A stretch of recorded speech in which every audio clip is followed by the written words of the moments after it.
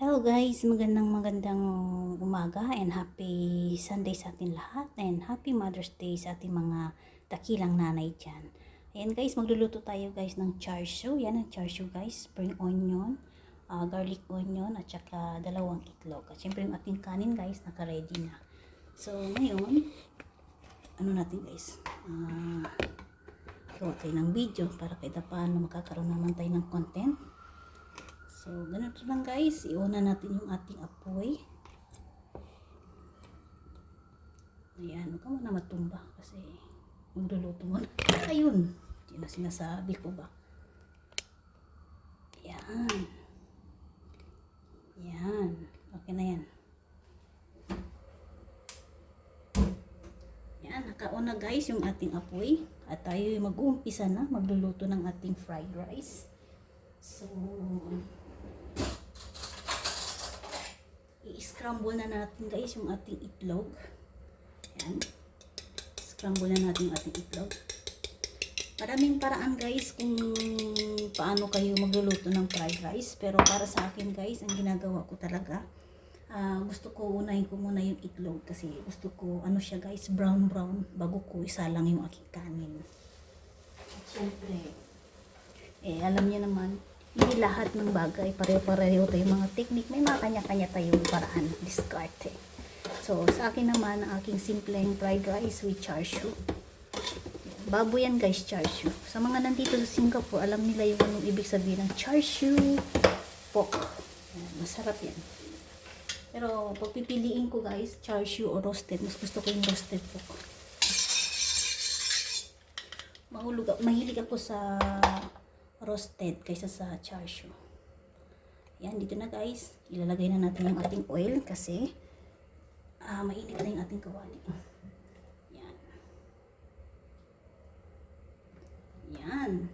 So, ang gagawin ko dyan guys, unahin ko muna prito yung aking itlog.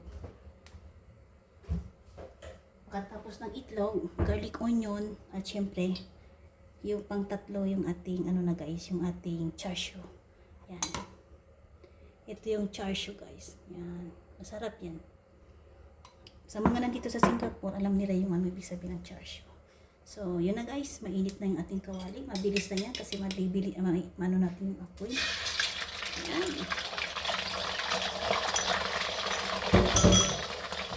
Lutuin ko muna yung ating itlog bago ko igisahin yung ating char siu at ang garlic onion.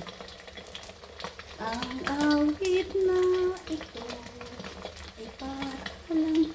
Shoutout pala guys sa mga mothers dyan guys, si Ma'am Ami Magic at si Ma'am Moonlight Mix TV at sa mga nanay dyan all over the world, happy Mother's Day.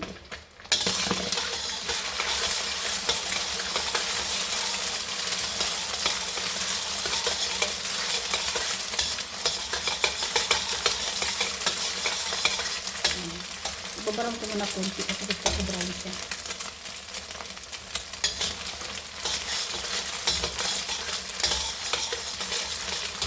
Diba? So, ganun lang. At syempre, lalagay na natin ating garlic onion. Ubusin ko na ito kasi gusto ko gumawa ng bago. Yan. Alam niyo sa buhay, kaya natin pahirapan. Ang buhay na simple na.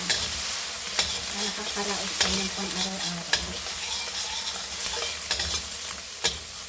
Nilagay ko na guys yung garlic onion. So, hinintay ko na lang magiging brown konti yung ating garlic at may kasamang itlog siya.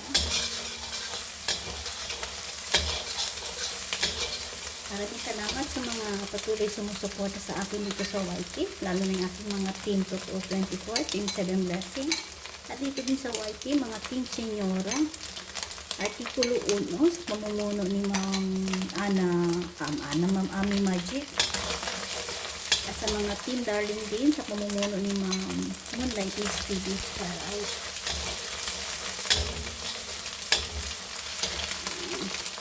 Lalagay na natin guys yung char siu guys. Ayan. At maya konti ilalagay na natin ating kanin. Dahil kahapon wala tayong naiwan na kanin, nagsaing ako ngayon ng bago.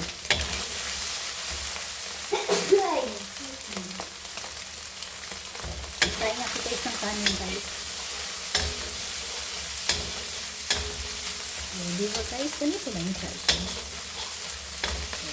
Yan, pwede natin ilagay yung ating kanin. Kasi mainit-init pa. Nasa rice cooker na kasi ito guys eh. Gusto ko gisahin ko muna yung aking kanin bago ko isauli ulit sa rice cooker. Tapos, hanggang gabi na ito.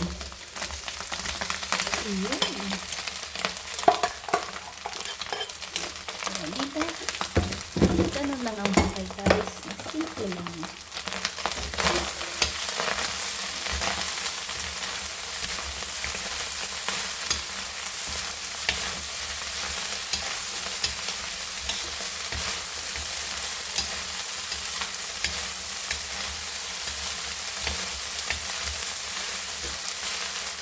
Lagyan natin ng white sauce. Yan. Lagyan natin ng asin. Yan.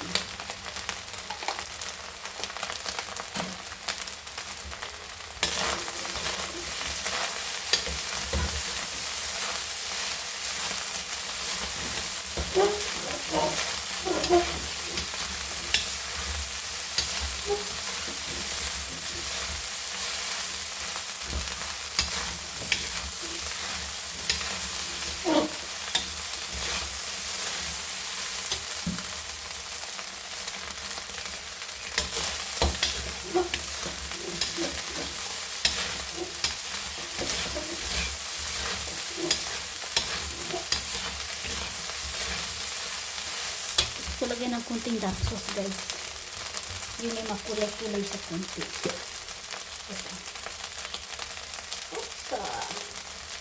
Ito yung dark sauce. Yan. Yan ang dark sauce guys. Sa lahat ng mga hipon, baboy, manok, lagi ko isang guys. Kasama ko yan ang 12 years mga ingredient niya.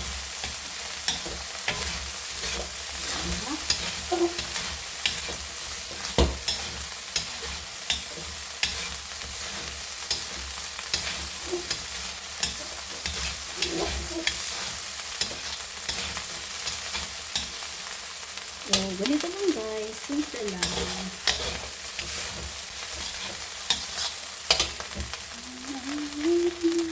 Ito na guys, ang aking kanin ngayon na char-siu rice. Ayan, maraming salamat guys sa suporta guys. And God bless everyone and happy Mother's Day ulit sa mga nanay dyan. Bye-bye!